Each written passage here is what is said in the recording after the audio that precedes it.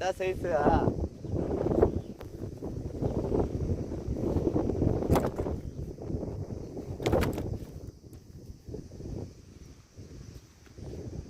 நண்பா size cater pillar அதில் மாடிச்சு நம்ம சைஸு தரமாக 2 ஊக்கு ஏறிக்குது சைடில் தரமாக ஏறிச்சு. ஆர்பிகே ஃபிஷிங் டேக்லஸ் அவருக்கெல்லாம் வந்து கேட்டர் பில்லர் வெர்ஷன் 2 செம்ம ரிசல்ட்டு. வாங்கினா ட்ரை பண்ணி பாருங்கள்.